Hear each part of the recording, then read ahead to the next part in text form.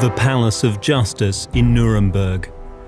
After the Second World War, nearly 200 defendants were brought here to be held accountable for 12 years of dictatorship, military aggression, terror, and mass murder. At the heart of proceedings was the International Military Tribunal, which tried key war criminals from Germany. The four victorious powers responded to the Nazis' once-in-a-millennium crimes with a once-in-a-millennium trial. On November 20th, 1945, some 20 high-ranking Nazi leaders were brought by elevator to the court in room 600.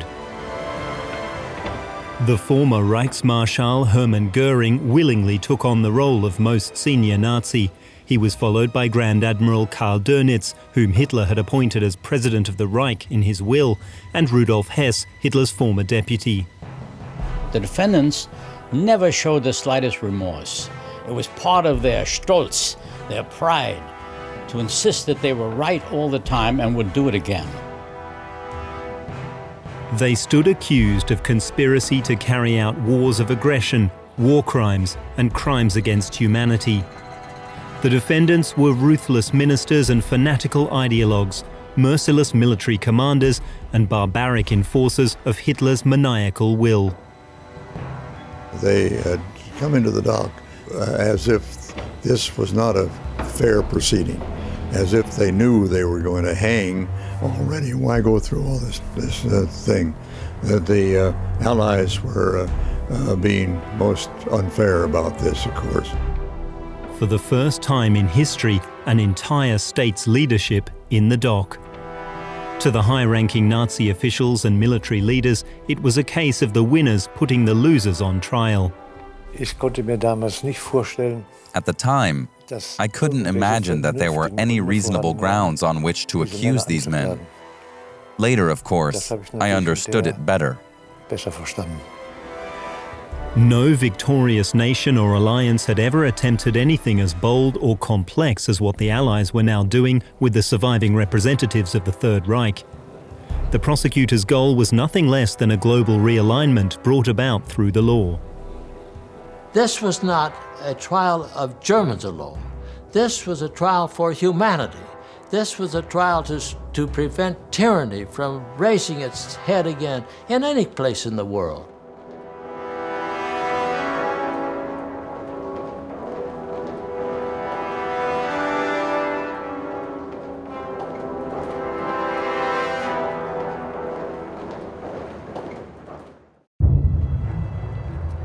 Nuremberg, 1945. The old imperial city of the Middle Ages lay in ruins. After nearly 6 years of war, Nazi Germany had capitulated unconditionally. 60 million people were dead, the cost of Adolf Hitler's murderous quest for world domination. Germans who once zealously followed their Führer now wanted to forget. The main concern for most people was overcoming hunger and hardship. They weren't interested in the fate of the Nazi leadership. In May, when Reichsmarschall Hermann Göring was taken prisoner in Austria, it became clear that this war was not going to end the way those in the history books had. Göring had been certain the Americans would accept him as negotiator. But then he had to surrender his pistol and was arrested. Even then, Göring still believed the victorious Allies couldn't govern Germany without him. Being charged with a crime seemed completely out of the question. American reporters were allowed to interview Göring, who used his skill and charm to set himself apart from the realities of the war. He claimed to have fallen out with Hitler some time earlier. If he'd known what was happening in the concentration camps, he said, he would have taken vigorous action. He wanted still to be, now after Hitler's death, the #1 Nazi. Which of course is interesting because Hitler had selected Dönitz, Grand Admiral Dönitz, to be his successor. Göring never really accepted that. And you could sense sort of a feeling of upstaging Dönitz. He was still the man who Hitler had chosen to be the number 2 man. And he should have been the rightful successor to Adolf Hitler. He thought he was going into exile, go to a very fancy spa like Napoleon. But not even his own people would accept the vain Göring as their new Führer. In Flensburg in May 1945, Grand Admiral Karl Dönitz, as Hitler's successor, appointed high-profile Nazis like Armaments Minister Albert Speer and high-ranking military commanders like Alfred Jodl to his cabinet. They acted as if they governed Germany, holding daily meetings, but they had no power.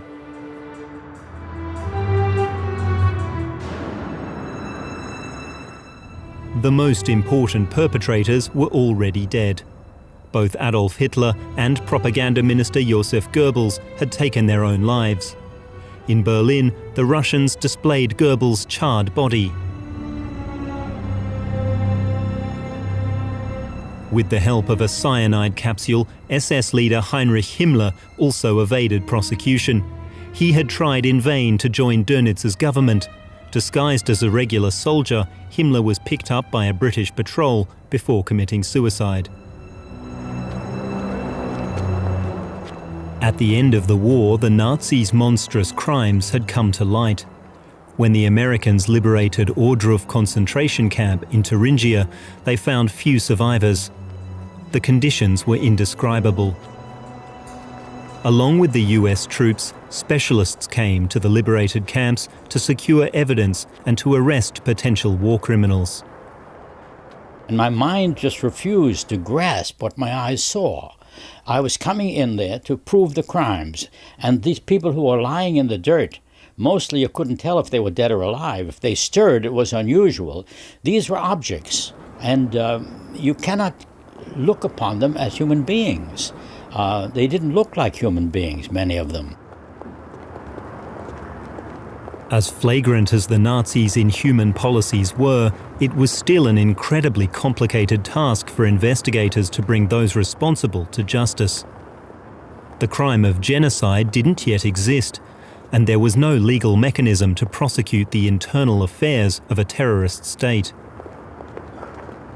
But the majority of Germany's victims came from the occupied countries of Europe. That gave the Allies the opportunity to criminally prosecute the Third Reich.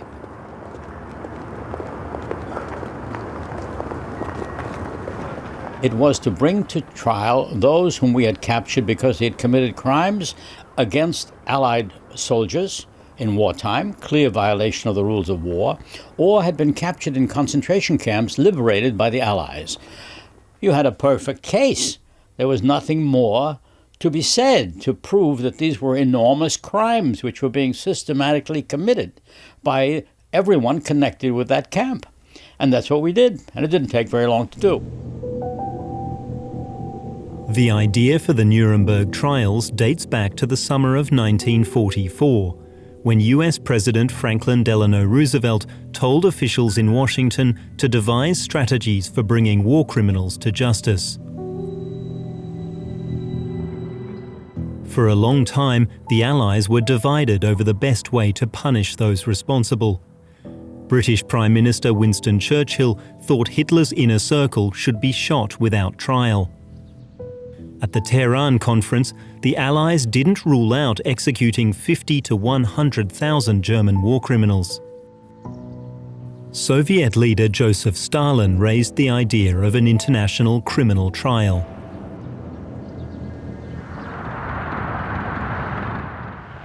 Finally, the US Department of War developed the plan for the Nuremberg trials. Nazi leaders would have to be charged as criminal conspirators who had together planned wars of aggression, then carried out countless crimes and atrocities. That was the concept, that we would charge these leading defendants with conspiring, getting together and plotting to seize control of the German government and subjecting the German people to its dictatorial control, making the German people themselves victims, and eliminating freedom in Germany, eliminating democracy, establishing a ruthless dictatorship, and then Having done that, that's the conspiracy, then committing the crimes that they did in the name of the German people. There was skepticism in the halls of the US Supreme Court. It was feared the trials could become something of an internationally sanctioned lynch mob. Initially, federal judge Robert Jackson wasn't a supporter of the trials, but when asked by President Harry Truman, he willingly took on the task of organizing them. He saw it as a unique opportunity to develop new international laws that would outlaw war once and for all. Jackson hears from all of his peers and friends and contacts in the government, in the bar, even colleagues on the Supreme Court. And he encounters a lot of skepticism from all of those people. Skepticism about the precedent and the law on which this task can occur, skepticism about the time and difficulty of accomplishing this, skepticism about the benefits at the end of the process in terms of justice, in terms of deterrence. For Jackson, the focus wasn't on the crime of the Holocaust, but on the military aggression of Hitler and his accomplices. In his view, the attacks on Poland and the Soviet Union made a mockery of the principle that sovereign states have the right to wage war.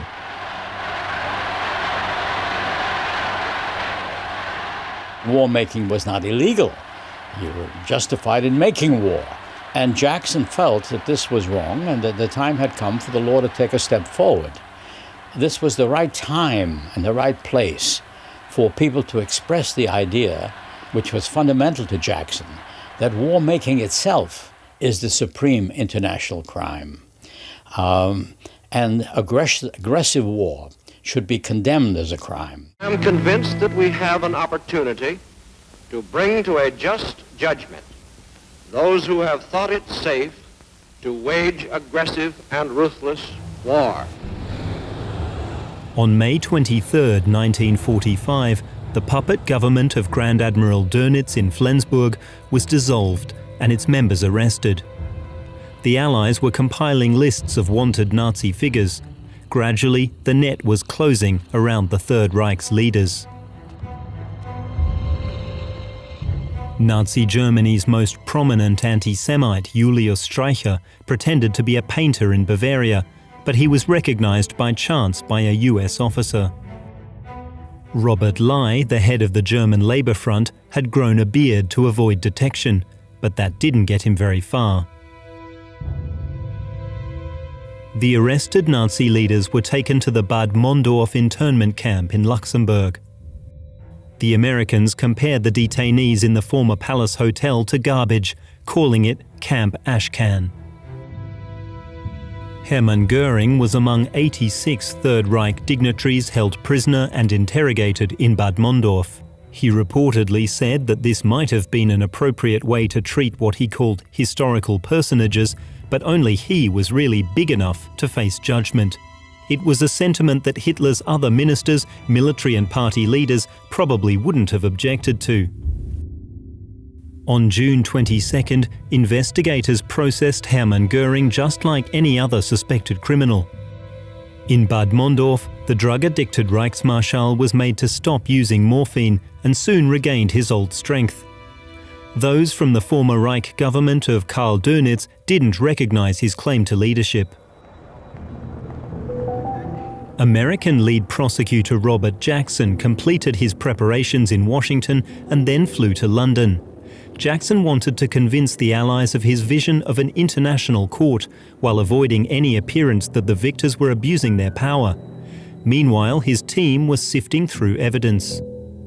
He finds out that there's no case ready to go and that there's really not very much evidence connected to individuals. I mean, it's one thing to have a general sense of atrocities and misconduct at the governmental level, but a prosecutor needs individual specific items of evidence, witnesses, documents, etc., to go forward into court.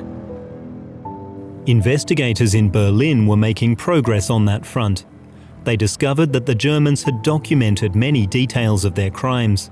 It seemed they hadn't been able to destroy everything in the final stages of the war.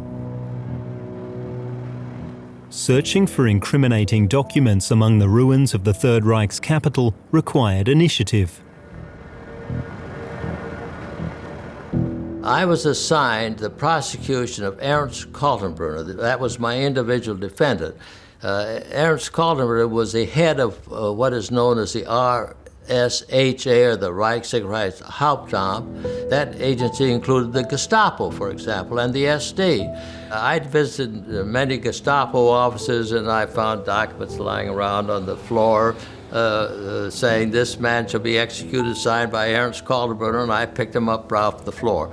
But it is true that there were many, many documents that were not destroyed, that we obtained and were incriminating. During a visit to Hitler's chancellery, even Jackson himself found useful material. Files or correspondence that Soviet forces had thoughtlessly left lying around during the capture of Berlin. In London, the four victorious powers struggled to decide on a statute for the trials. The Soviet delegation rejected a fundamental criminalization of wars of aggression, demanding the court's jurisdiction be limited to German crimes. The involvement of Stalin's lawyers was becoming a handicap to the proceedings.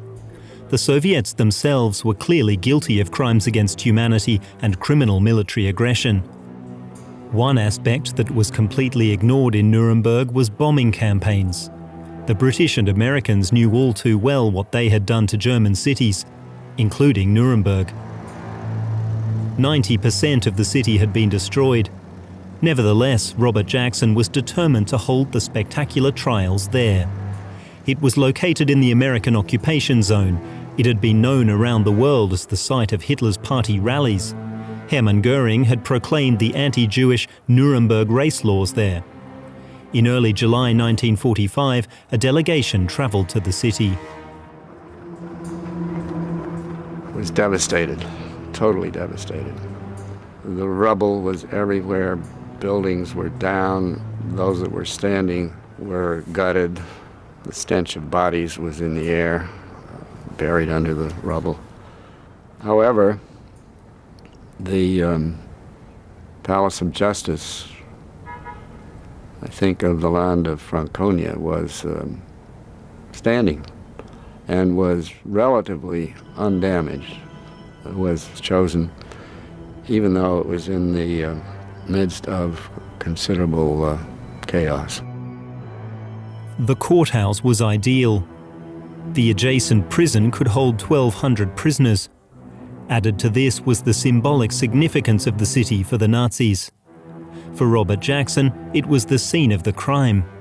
The horrors of Nazi Germany could end where they began.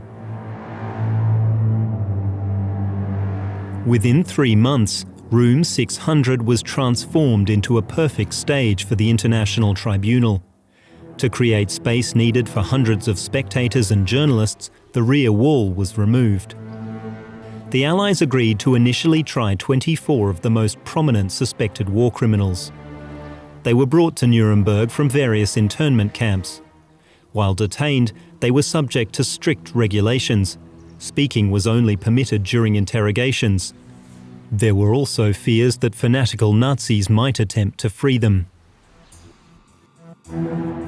Back in Bad Mondorf, Hermann Göring had already aligned most of his fellow prisoners to his defense strategy. We saw nothing and we knew nothing. The murdering of Jews had been Himmler's affair, Göring claimed.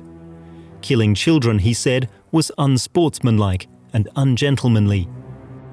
Let's make it brief, he added. I take responsibility for everything the government has done. Robert Jackson and his team had by now moved into offices in the Palace of Justice and were questioning the accused. It was a frustrating process. The Nazi leaders portrayed themselves as both ignorant and innocent. The prosecutors heard nothing that would be of use in the trial. The US lead prosecutor made an important decision. The whole trial would be conducted primarily with documents as evidence.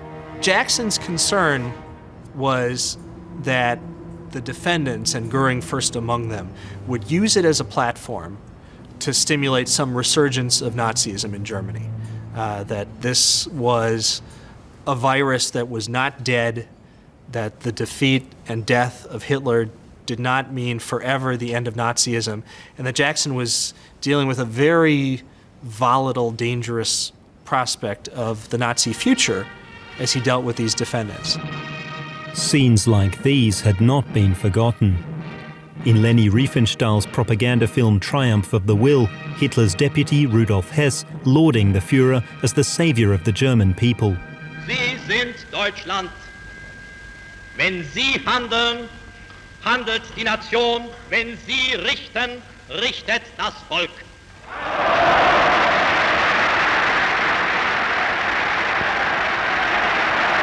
Sie waren uns der Garant des Sieges. Sie sind uns der Garant des Friedens. Adolf Hitler! Sieg Heil! Sieg Heil! Sieg Heil! In 1941, Rudolf Hess had spectacularly flown solo to Scotland, apparently to negotiate peace with Churchill on his own initiative. Hitler considered him insane. Hess remained in British custody for the rest of the war. On October 8, 1945, he was flown to Nuremberg and reunited with old friends. Prosecutor John Amen had the task of questioning Hess, who seemed mentally disabled and wouldn't admit to remembering anything. Back in America, Amen had made many a criminal talk, but Hess wouldn't cooperate. When he arrived in Nuremberg, he said he'd lost his memory. It was impossible to get him to remember anything. Once, Amen had the idea to bring Hess and Göring together. He already had Hess upstairs in the interrogation room. And then we got Göring. And Göring was his old self. He came in and said, "Rudolf, you don't remember me? I was the Reichsmarshal. I was the Commander-in-Chief of the Luftwaffe. I was the Interior Minister of Prussia," and so on. And to all that, Hess said, "I'm very sorry. I don't remember."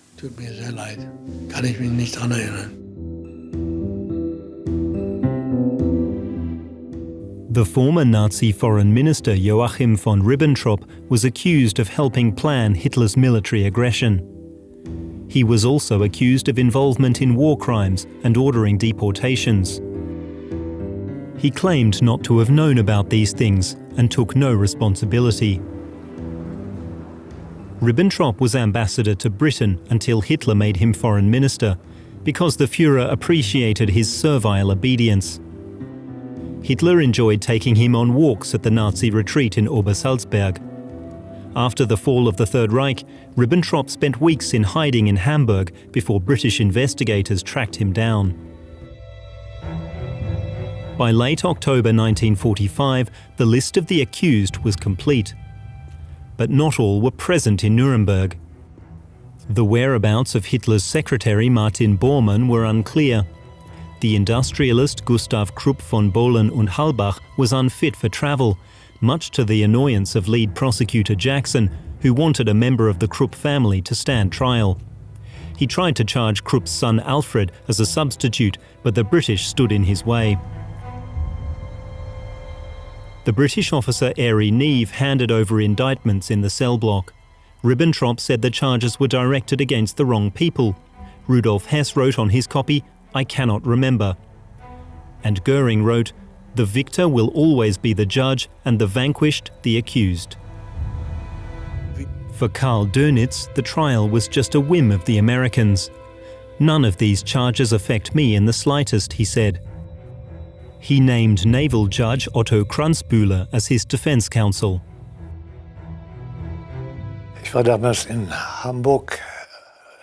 I was in Hamburg, head of the legal department at the German mine clearance service. I was called in to see the chief of staff, an English captain. He told me he'd received a telegram. Dönitz expected me to be prepared to defend him, and would I be willing to take that on?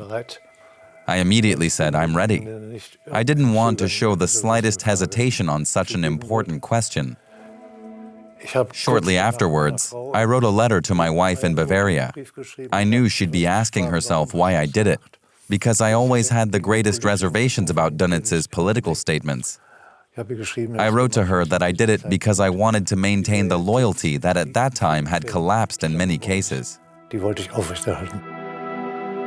The accused were able to choose their legal counsel from lists or make suggestions themselves. The lawyers could even be staunch Nazis because the court wanted to avoid any accusations of unfairness in the proceedings. From the outset, the defenders complained about the inequality of resources. At first, we had no employees at all. Everyone had to look for employees, which wasn't easy. First, you had to hire a secretary. And then we had no documents whatsoever. We'd all just been in the war, at least most of us. We had no files, no writing materials, nothing at all. So you started with the most primitive things, getting paper and pencil and so on. We didn't have personal offices either. We sat together in a big hall. For the whole defense, that's 22 lawyers, there was a single telephone in a long corridor. So you can imagine what simple tools we were working with. The Palace of Justice had become a high-security facility. Access was only possible with a special pass. In room 600, the accused sat opposite the judge's table. In between, there was space for the tables of the prosecutors from 4 nations. Among the accused was Albert Speer. Once Hitler's favorite architect, Speer had been Minister of Armaments and responsible for a program of slave labor. Speer sought to set himself apart from the others, saying he believed the trial was necessary. As chief representative for deployment of labor, Fritz Sauckel was in effect the slave driver. His knowledge presented the greatest danger to Speer's cunning defense. For Field Marshal Wilhelm Keitel, the matter was black and white. For a soldier, orders are orders. He'd been a useful tool to Hitler. His nickname was La Keitel, meaning lackey. When the indictment was handed to Ernst Kaltenbrunner, the head of Himmler's Reich Security main office, he threw himself onto his cot and cried for his family. Julius Streicher described the upcoming trial as a triumph for world Jewry. Writer Rebecca West would one day describe him as a dirty old man of the sort that gives trouble in parks. After surviving a suicide attempt, Hans Frank, the butcher of Warsaw, had become a Catholic. He considered the tribunal a kind of last judgment willed by God. Robert Lai went berserk when he was presented with the indictment in the cell block in Nuremberg. He shouted, "Why don't you stand us all up against the wall and shoot us?" Lai had been head of the German Labour Front, the Nazis' puppet trade union. His nickname, Reichstrunkenbold, the imperial drunkard. On the night of October 25, 1945, all was quiet in Block C of the Nuremberg prison. The sleeping prisoners were constantly monitored by the guards. I was on duty that night. Was summoned by the guard. There was something going on in Lai's cell. And I had to get, the guards couldn't get into the cell. And I opened the cell, went in, and there was Lai. He had strangled himself on the toilet by using the edge of a towel, wrapping it around his neck, and hanging it over the standpipe with the flush button. He had ripped his underwear under the covers of his bed, even though a guard was watching him all the time. He wouldn't make a noise, he wouldn't gag, and then he literally strangled himself. He was short enough that he could do this. If he had been taller, it would have been very difficult. And that was the end of Robert Lai, so he committed suicide. After that incident, a guard was permanently posted in front of each cell door. Cell lights were left on day and night. The accused were only allowed to sleep on their backs, with their hands over the covers. Guards were able to enter cells within seconds. It was hoped these measures would prevent further suicides. Strict security measures were also imposed in the courthouse. On November 20th, 1945, the International Military Tribunal at Nuremberg began its proceedings against 22 representatives of the Third Reich.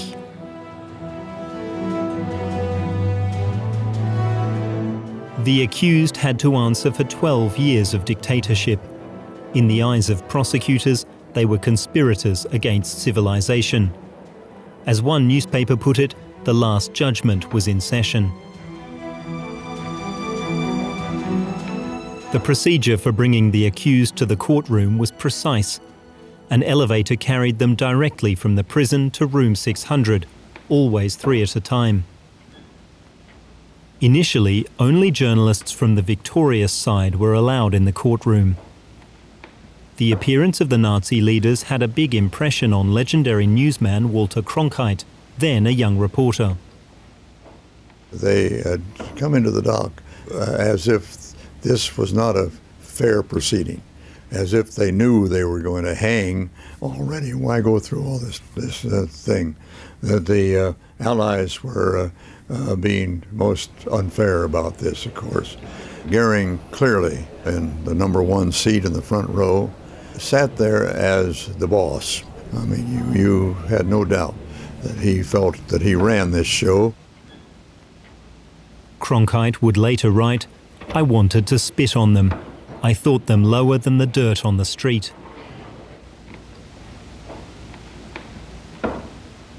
The stage was set. Many Germans believed that the trial was merely Allied propaganda.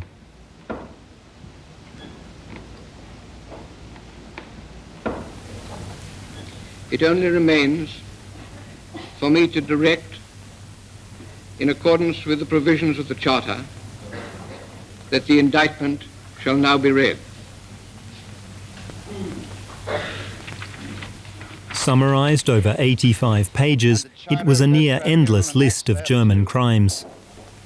Hereby accuse as guilty, in the respects hereinafter set forth, of crimes against peace, war crimes, and crimes against humanity, and of a common plan or conspiracy to commit those crimes, all as defined in the Charter of the Tribunal, and accordingly name as defendants in this cause, and as indicted on the counts hereinafter set out, Hermann Wilhelm Göring, Rudolf Hess, Joachim von Ribbentrop, Wilhelm Keidel, Ernst Kaltenbrunner, Alfred Rosenberg, Hans Frank,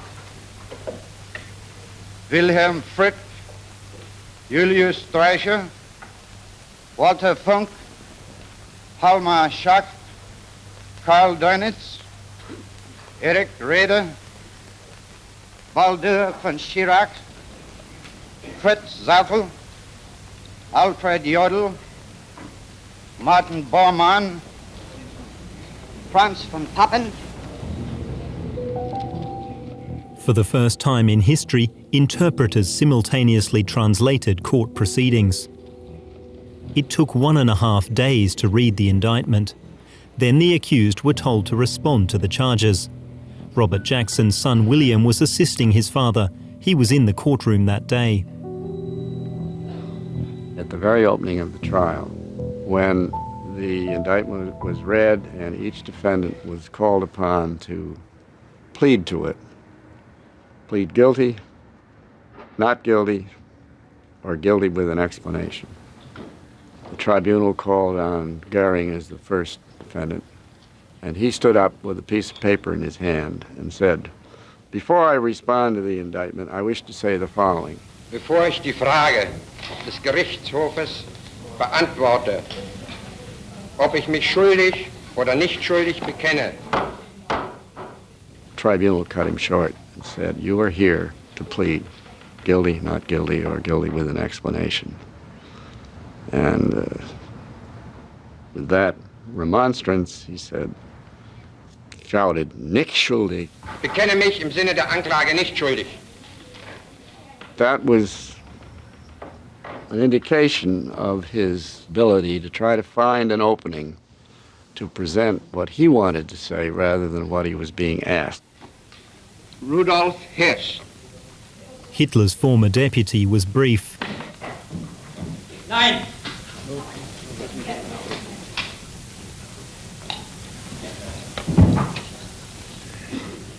That will be entered as a plea of not guilty.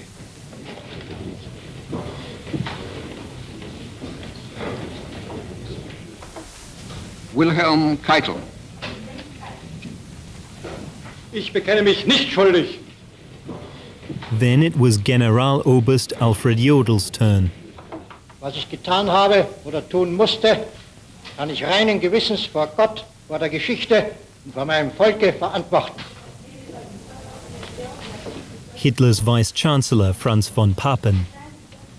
Ich bekenne mich keinesfalls schuldig. We expect they'd all plead not guilty. Well, it's a criminal trial. If they pleaded guilty, they're liable to be sentenced. I mean, they wanted to defend themselves as best they. And many of them said not guilty in the sense of the indictment. Not guilty in the sense of the indictment. In other words, the way that they were charged, they said we're not guilty. Now, they knew they were guilty to some extent, but that was another way they responded.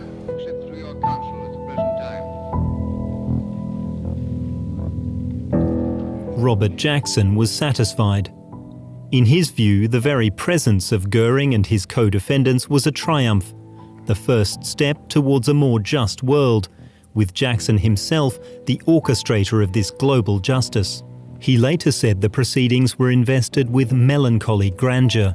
That must have been the mood when Jackson addressed the court, laying out the prosecution's case. It was extremely important for Jackson to be the person who delivered the opening speech. That was the job's pinnacle moment, as he understood it, when he took it. To be the prosecutor meant to stand up for the Allied nations and bring this case. International law is based on custom, Jackson argued. It exists because it is followed the world over, and anyone wanting to reshape international law must convince the whole world. The privilege of opening the first trial in history for crimes against the peace of the world imposes a grave responsibility. The wrongs which we seek to condemn and punish have been so calculated, so malignant and so devastating that civilization cannot tolerate their being ignored because it cannot survive their being repeated. But that set the tone, not only for the speech which followed, but for the entire trial.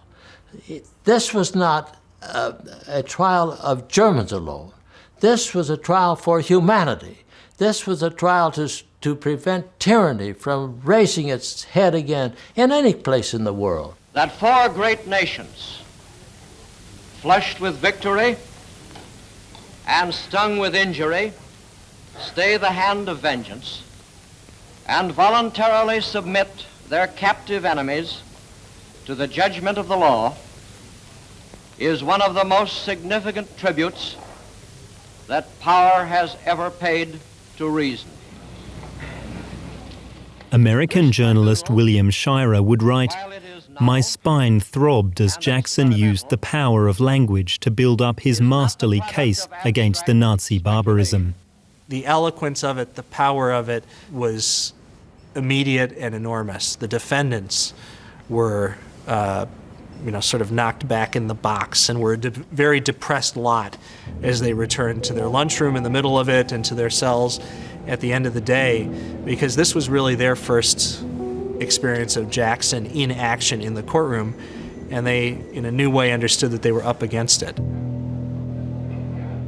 Civilization, Jackson said, asks whether law is so laggard as to be utterly helpless to deal with crimes of this magnitude by criminals of this order of importance.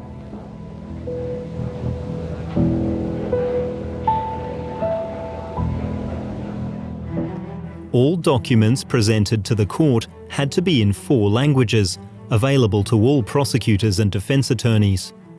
The evidence came in a steady stream.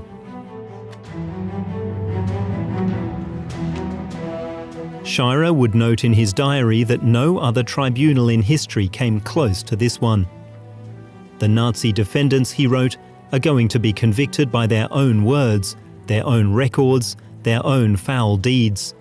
The idiots wrote everything down. Streicher added that in the chaos of the war's end, they weren't able to destroy the evidence. My father knew the dangers of using witnesses, particularly witnesses from the other side, and he felt that bedrock of the case had to be documentary because we had so many documents that were over the signatures of these defendants. And my father said, you know, you can't cross-examine a document, it's there.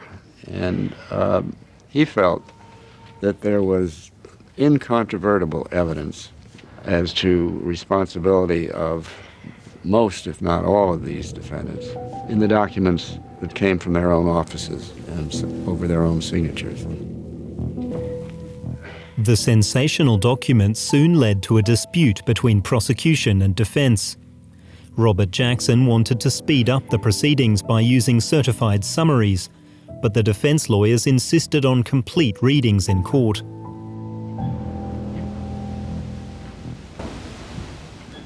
During the agonizingly long readings, the accused were left to their thoughts. One of them, Hans Frank, described a vision. "We sit opposite the court," he wrote, "and the train of the dead goes endlessly by without ever being interrupted. Pale and wan, without sound, in the dim yellow-grey light of eternity, this stream of misery flows on." On November 29, 1945, the prosecution had a giant screen installed. The court was shown document 2430PS, an authenticated one-hour film about the atrocities in Nazi concentration camps. The film showed that a system of terror had been instituted across Europe. It all began in 1933 in a camp north of Munich. This footage was taken after the camp was liberated.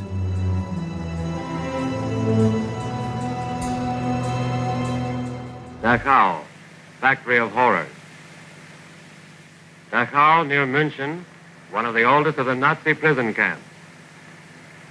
It is known that from 1941 to 1944, up to 30,000 people were entombed here at one time. Incoming prison trains arrived, carrying more dead than living. Those strong enough to travel were brought to Dachau from outlying points which were threatened by the Allied advance. This is how they looked when they arrived. As soon as they saw the pictures, the film of the concentration camps, they began to wither. And as a matter of fact, several of them cried. And they weren't crying, I don't think, for the Jewish people who were lost. They were crying because they knew that when those pictures were seen in the world, they had no way to escape execution. A British camera crew shot these scenes in a liberated camp near the town of Celle. This was Bergen-Belsen. As guards were impressed. The accused, previously so self-assured, was shaken by the images. Some breathed heavily, others lowered their heads. Minister of Economics Walter Funk cried. Julius Streicher claimed not to believe what he saw. Even Hermann Göring's nonchalance seemed to vanish. It was such a pleasant afternoon, he said, until that film was shown. These were scenes where you could see indescribable things happening. And of course, you had to ask yourself, was it possible that the senior figures didn't know about it? I turned around and asked Göring, Dönitz, and Hess, really? Did no one know? Göring remarked, well, you know how it is. At the top, you don't hear about much.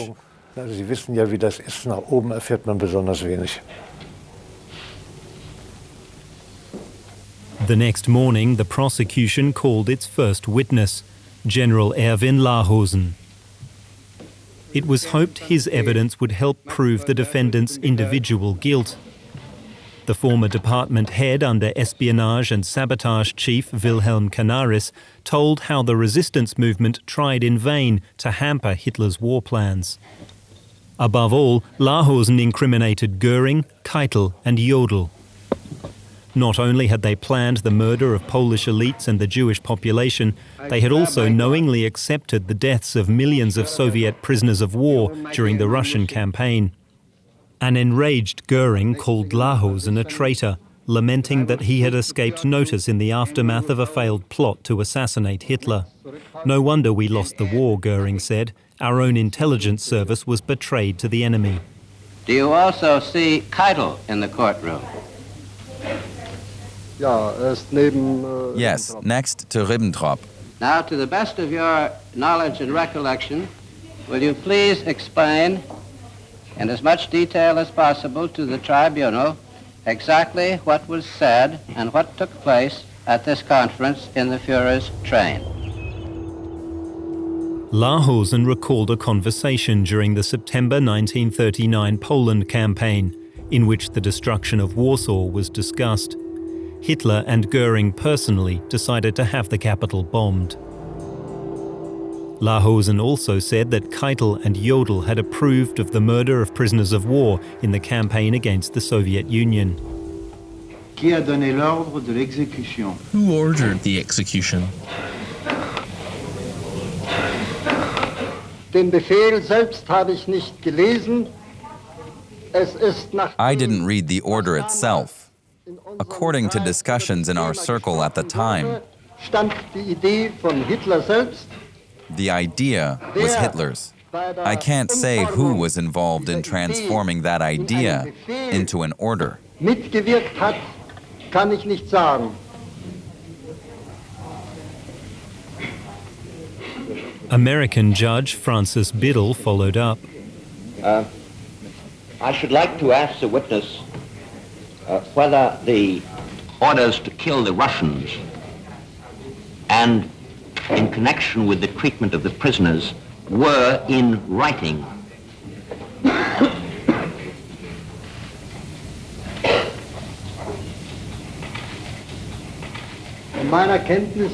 To the best of my knowledge, yes. I have not seen or read it myself. Were they official orders? Yes, these were official orders. Of course, the actual meaning was paraphrased.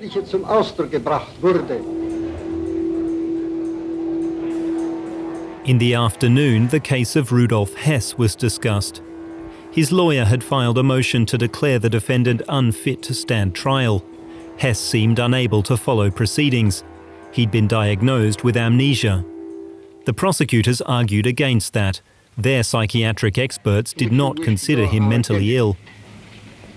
Faced with the threat of exclusion from further proceedings, Hess surprisingly took the stand himself. In order to avoid being declared incapacitated, despite my wish to participate in the trial, and to receive the verdict, together with my comrades, I make the following statement to the court. I originally intended to make it at a later stage of the trial.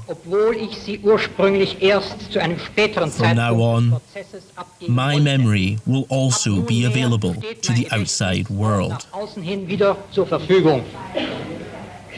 The reasons for feigning memory loss were tactical. In fact, only my concentration is somewhat impaired. Tatsächlich ist lediglich meine Konzentrationsfähigkeit etwas herabgesetzt. Another of the defendants had been previously unable to stand trial. Prosecutors believed that in Ernst Kaltenbrunner they had found a fully fledged replacement for SS leader Heinrich Himmler. They accused the 42-year-old lawyer of involvement in the genocide of millions. On December 10, 1945, he entered the court for the first time. American court psychologist Gustav Gilbert would later recall, a coldness swept the prisoner's dock, as if a freezing blast had come in through the open door. Kaltenbrunner's co-defendants received him coldly and tried to ignore him.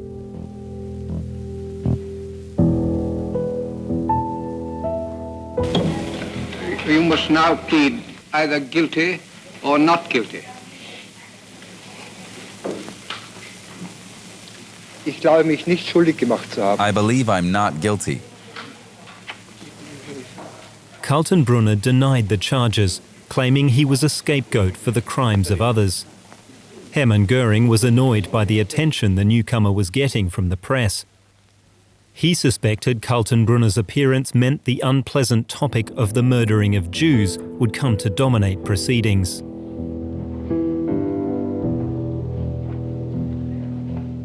Court psychologist Gustav Gilbert was able to eavesdrop on the defendants' conversations, especially during breaks.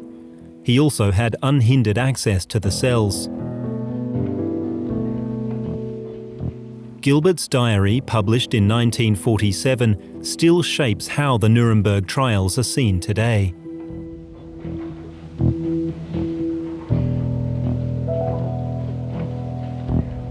On January 3, 1946, Gilbert described the 26th day of the trial in room 600. He wrote, "The effect on the defendants was generally depressing, as the inescapable reality and shame of mass murder was driven home by the unquestionable reliability of a German official who admitted participating in it." Mr. Otto Ollendorf. Otto Ollendorf. I was the one that discovered Otto Ollendorf. And I said, "Ollendorf, what did you do during the war?" And he said, "Well, during the war, I was the head of Op 3 of the RSHA, except for the year 1941. I said, "What did you do that year?" He said, "Well, I was the head of Einsatzgruppe D." So I asked Ollendorf, I said, "Ollendorf, how many men, women, and children did you kill that year?" And Ollendorf responded, 90,000. Our group killed 90,000. Through Ollendorf and other witnesses, we were able to develop that there were 4 of these Einsatzgruppen who followed the German armies into the eastern territories with the mission of rounding up Jews and other unwanted persons, gypsies and so on, and killing them in the open field, just murdering them in the open field. Striking evidence and just a lawyer's luck. The former SS brigade leader patiently explained the murderous actions of the death squads to the court. He gave detailed answers to questions about the involvement of Kaltenbrunner, Gestapo chief Heinrich Müller, and Holocaust organizer Adolf Eichmann. Kaltenbrunner was head of the security police and the SD intelligence agency. As such, he was also head of the Reich Security Main Office. Kaltenbrunner held that position. Eichmann worked on the Jewish problems in Office 4 under Müller. Hermann Göring deliberately tried to ignore such statements. "What does the pig expect to gain from this?" he said about Ollendorf's testimony. "He's going to hang anyway." The same day, SS functionary Dieter Wislitzeny, an assistant to Adolf Eichmann, also testified on the genocide of the Jews. Among other things, he was questioned about the deportation of 450,000 Hungarian Jews. What became of the Jews to whom you've already referred, the approximately 250,000, 450,000? They were all taken to Auschwitz and brought to the final solution. Do you mean they were killed? Yes, except about 25 to 30% who were put to work. Goering responded angrily. "It makes me sick," he said, "when I see Germans selling their souls to the enemy." Day after day, the prosecutors of the four victorious powers presented their incriminating evidence. For the first time, the world saw film footage from Auschwitz, presented as evidence by Soviet prosecutors. The pictures were taken when the Red Army reached the extermination camp in late January 1945. The fleeing Germans had forced most of the surviving prisoners on death marches to the west. Those left in the camp were the sick and those physically unable to march.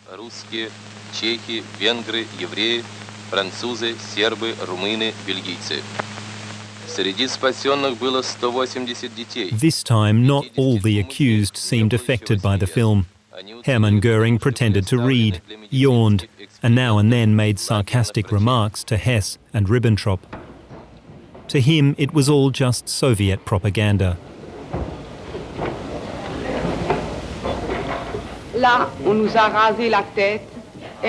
They shaved our heads and tattooed the entry number on our left forearms.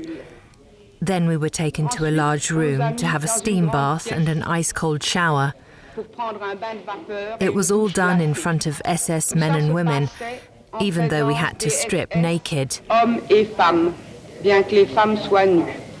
Does any other of the German... That was how one witness described the arrival procedures at Auschwitz. Marie Vaillant-Couturier was a communist resistance fighter from France. No.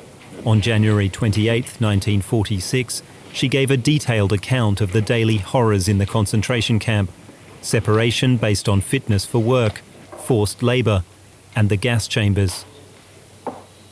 When the judge called for the defense to question the witness, the only response was shamefaced silence. There, in the courtroom at Nuremberg, the Holocaust had become an undeniable fact.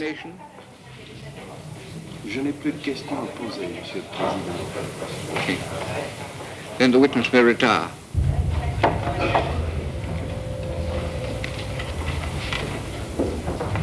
Faced with harrowing testimony like that, the defendants' united front began to waver. During a lunch break, Dönitz declared, "At first I was angry about being dragged into court because I knew nothing of these atrocities. Now I'm satisfied, because there was good reason to get to the bottom of things."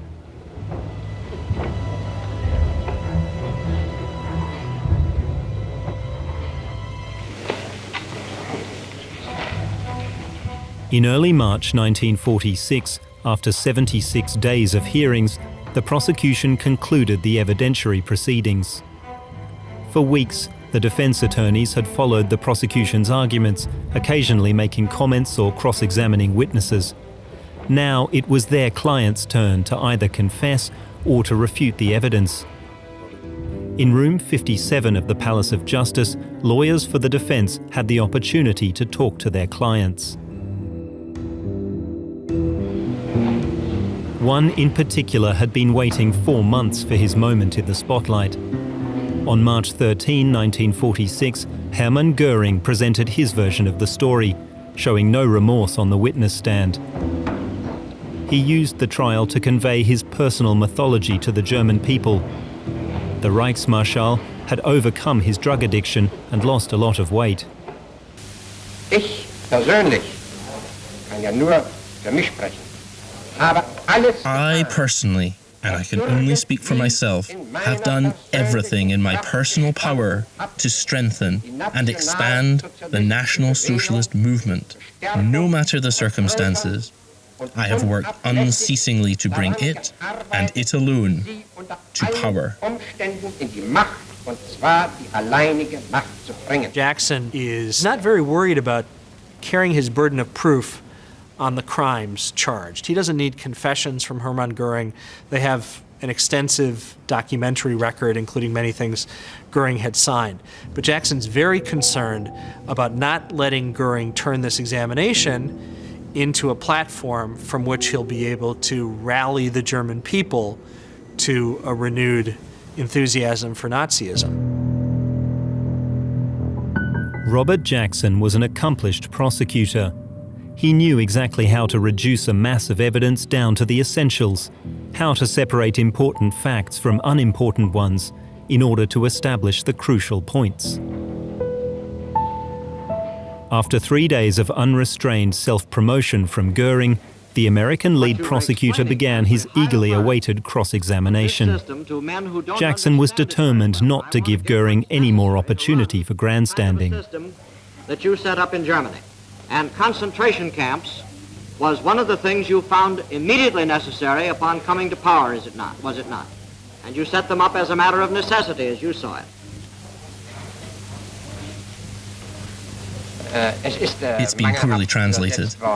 It went a bit too quick for me. But I still think I understood the meaning of the statement. You're asking me whether I would have considered it necessary to immediately set up concentration camps to eliminate the opposition. That is correct. As Jackson pressed him, Göring saw what was going on, and he became very wordy and evasive. And his answers were long explanation, and he would say, well, you do the same thing in the United States and Great Britain and so forth, there's no difference and so on. But all of these things were necessary things, as I understood you, to protect... Yes, these things became necessary because of the existing opposition. When we got Göring into the matter of the specific crimes that he committed, such as the persecution of the Jews, well, then he collapsed. He was a done witness, I'll tell you, because we had him so devastated on the Jewish issue that he had nothing to say. Jackson had achieved his goal. Göring didn't step off the stage as the new Führer. Instead, his own words had condemned him. Regarding the cross-examination, Göring said, I had the best lawyers against me. But I will speak the pure truth. Dass ich die reine Wahrheit sagen. On March 28, 1946, it was Hitler's foreign minister's turn. Joachim von Ribbentrop was despised by his co-defendants as a pathetic weakling. The prosecution primarily charged him with war crimes and ordering deportations. Ribbentrop's main defense was that he always unconditionally placed his own opinions below those of Adolf Hitler. To prove his innocence, Ribbentrop sent his secretary, Margarete Blank, to the witness stand. Das Vertrauen des Führers zu genießen, war für ihn größte Genugtuung.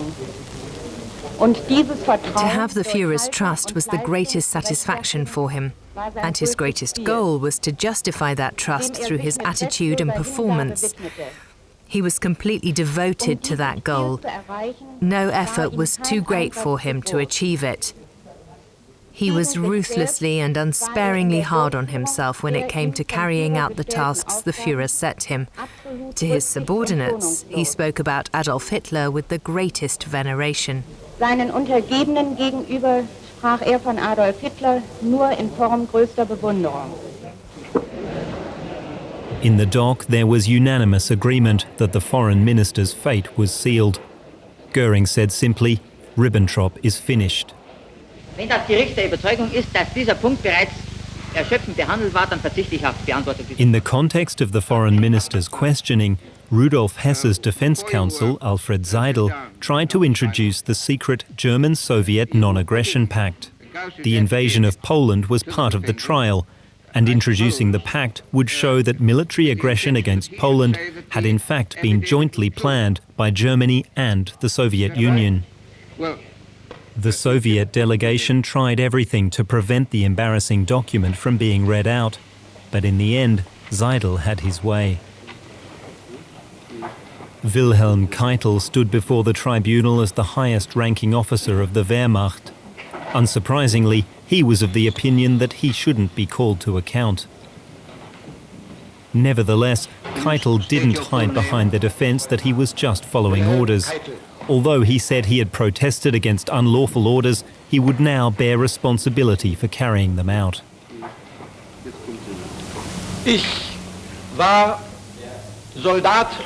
I was a soldier, both because of my aptitude for it and my belief in it. Let me explain.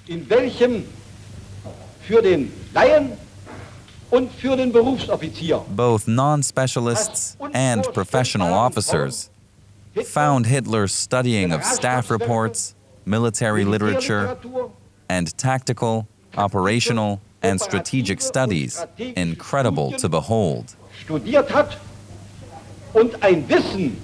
He possessed a military knowledge that can only be described as astonishing.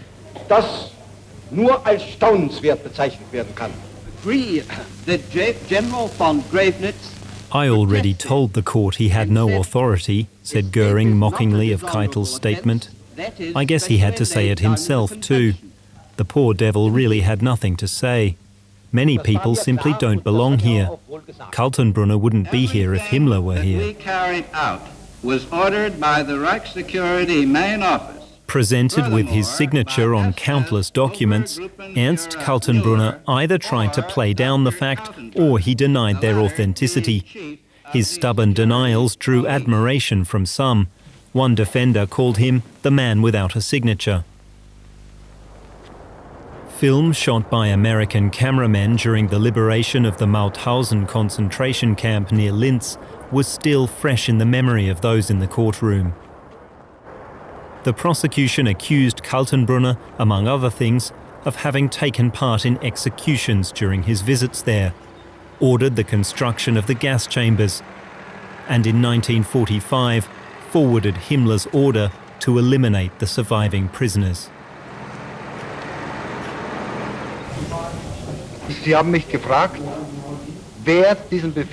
You asked me who gave the order to kill the prisoners at the end of the war in Mauthausen. I replied that I don't know of any such order.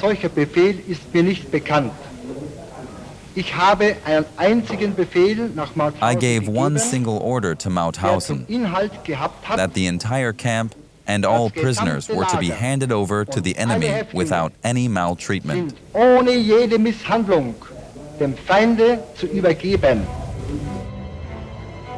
Julius Streicher had been editor of the anti-Semitic hate magazine Der Stürmer. He stood accused of inciting the murder of Jews. Streicher's defense was that, as a newspaperman, he had nothing to do with murders. For him, the trial was an outrageous injustice. Streicher complained in the courtroom that the prosecution had refused him an anti-Semitic defense counsel. I wish to make the following statement to the court. I hereby declare that I have been prevented from having an unrestricted and therefore just defense before this international military tribunal.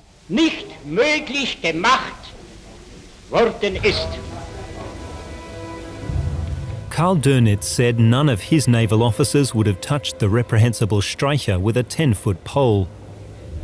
The Grand Admiral complained about the long hours spent sitting in court, saying he was glad his case would soon be heard.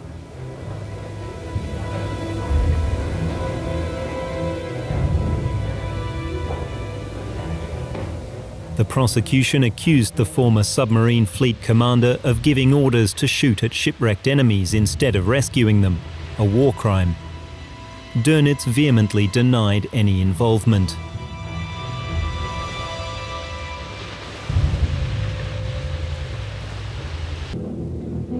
His defense was able to nullify a major accusation by the prosecution that Dönitz's submarines had sunk merchant ships without any warning.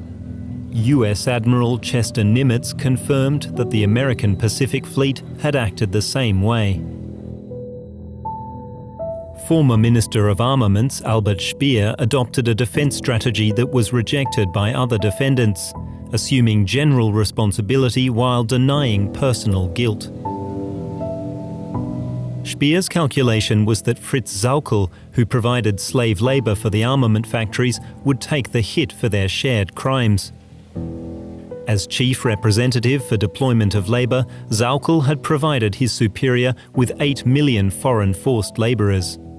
Speer also used concentration camp prisoners in his factories.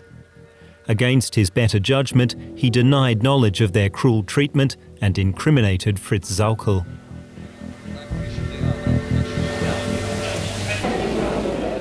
Speer's strategy seemed to work. He also exaggerated his own record of resisting Hitler. After all, he reasoned, it was he who had stopped the Führer's scorched earth policy at the last moment. Without proof, Speer said he had even wanted to assassinate Hitler towards the end of the war. Hermann Göring's response, "We should never have trusted him." Robert Jackson was satisfied that Albert Speer's defense had broken through the united front put up by the others. It seemed that good manners, a friendly demeanor, and public remorse were enough to have an effect on the court.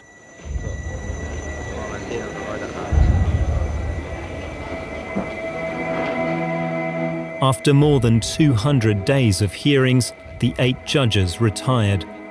They alone would decide on convictions and sentences.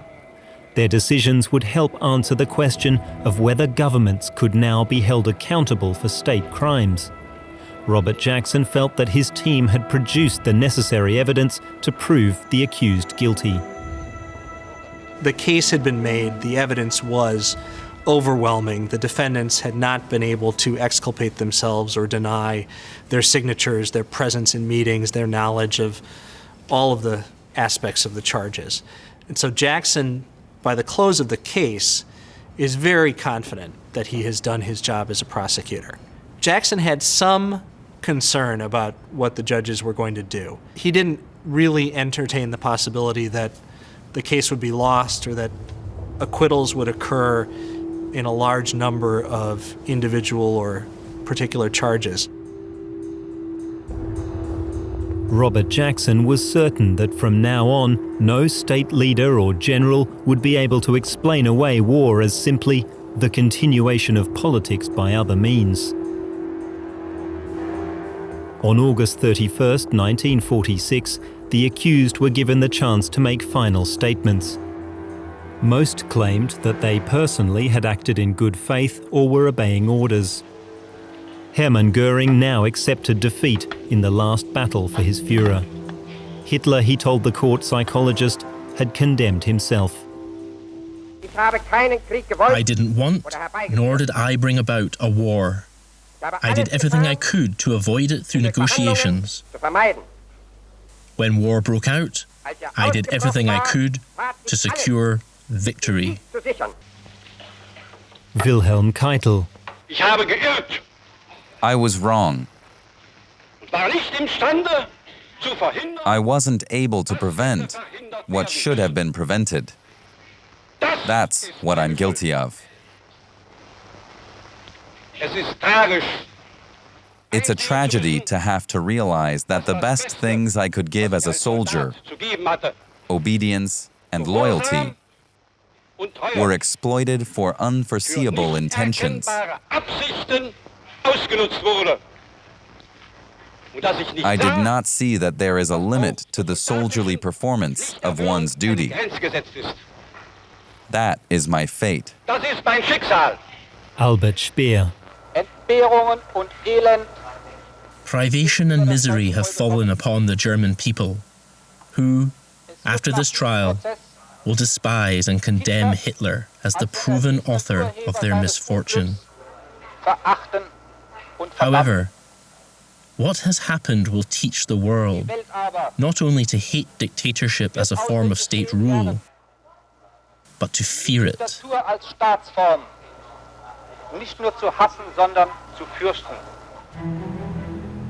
The judges deliberated for 4 weeks.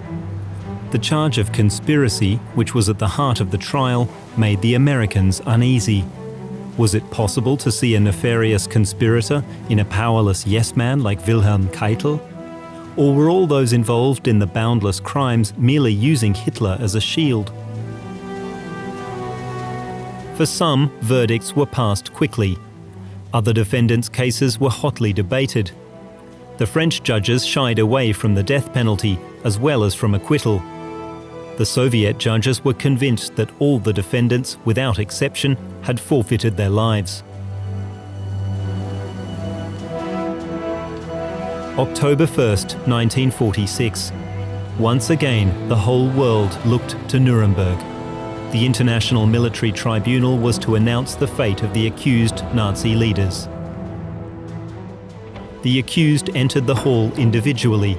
Filming was prohibited, but radio reporters and newspaper journalists were allowed. Hermann Göring was the first to appear.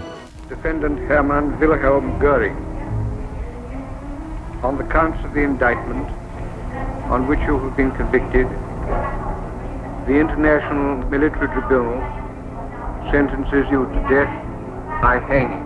Defendant Rudolf Hess, on the counts of the indictment on which you have been convicted, the tribunal sentences you to imprisonment for life. Defendant Joachim von Ribbentrop, on the counts of the indictment on which you have been convicted, the tribunal sentences you to death by hanging. Defendant Julius Streicher, on the count of the indictment on which you have been convicted, the tribunal sentences you to death by hanging. Each defendant came in and received a sentence. Some 3 were acquitted, 7 received varying terms of imprisonment, and 12 received the death sentence that day. Very solemn, very grim. They took the sentences and left. There was no outburst in the courtroom of any kind. It was a very formal event. Alfred Jodl, Wilhelm Keitel, Fritz Sauckel, Ernst Kaltenbrunner, Hans Frank and Alfred Rosenberg were also sentenced to death by hanging. Martin Bormann was sentenced to death in absentia. Baldur von Schirach and Albert Speer escaped with 20 years in prison. Karl Dönitz got 10 years. Hitler's Vice-Chancellor Franz von Papen, Reichsbank President Hjalmar Schacht and Joseph Goebbels' associate Hans Fritzsche were acquitted. Their relief was plain to see.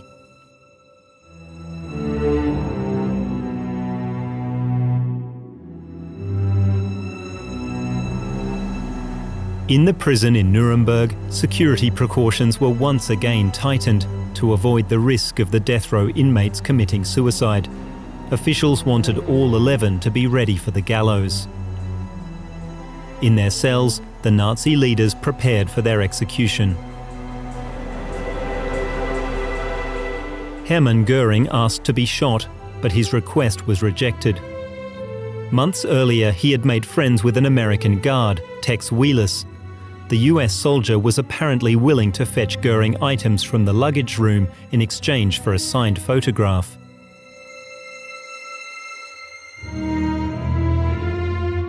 The executions were scheduled for October 16th. Cell lights were kept on around the clock, with the prisoners under constant observation. But Göring saw his chance. Suddenly, a guard saw him put an arm across his face and begin to gasp. He died within a few minutes. In his suicide note, Göring claimed to have had the cyanide capsule with him since his arrest. Another one was later found in the luggage room. Only a few journalists were allowed to report on the executions that night. This is Arthur Gates reporting from Nuremberg for the Combined American Networks. I was an eyewitness to the execution of the wilted, spoiled flower of Nazism there in a 33 by 78-foot hall, which until last Sunday had been used by the soldiers for their basketball games. We found the execution chamber. It was just 7 minutes after 1 o'clock European time when the American Sergeant Wood and his assistant mounted the first platform and took up their positions with rope and hood. Orders were sent back to the prison to bring in Germany's once aggressive, vociferous Foreign Minister Joachim von Ribbentrop from cell 7. Slowly the 13 stairs were mounted. Ribbentrop responded strangely to the permission given to make a last statement. He spoke intently, and I quote, "God protect Germany. God have mercy on my soul." Then came the hood, the trap, and von Ribbentrop died at 1:29, 15 minutes later. Already the green-clad, ashen-gray 62-year-old Wilhelm Keitel had been brought in with escort of 3 military men and Protestant chaplains. The trap was sprung on scaffold number 2 at 1:19, and death came at 1:33. Appearing sleepily disturbed, pale, his dueling scars very much in evidence, 43-year-old Dr. Ernst Kaltenbrunner climbed the stairs and made his last pronouncement. "I regret that crimes were committed in which I had no part. Good luck, Germany." We all expected that sometime during the procedure, the shout "Heil Hitler" would ring out. Wild-eyed Jew-baiter Julius Streicher bellowed out that greeting and followed it as he climbed the 13 stairs with the words, "Now I go to God." And Streicher, one of the most despicable characters in German history, took death with difficulty. Hermann Göring's body was brought in with the others and photographed. During the night, the corpses of the Nazi leaders and military personnel were transported to Munich and burned. Their ashes were scattered into a branch of the Isar River. Those sentenced to imprisonment were taken to the war criminals' prison in the Berlin suburb of Spandau. In the following years, General Telford Taylor would go on to prosecute the subsequent 12 Nuremberg trials against doctors, military personnel, industrialists, ministry officials, and the henchmen of the SS. Robert Jackson's goal had been to ensure that dictators could never again hide behind the mask of a sovereign state. The involvement of the Soviet Union hampered his efforts, but the Nuremberg verdicts went on to be enshrined in the Charter of the United Nations.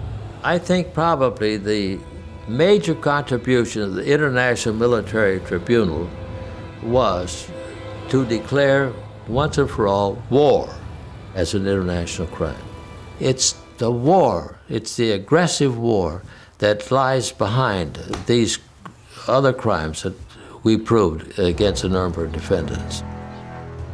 Not until half a century later would Robert Jackson's vision receive a new life in the form of the International Criminal Court in The Hague.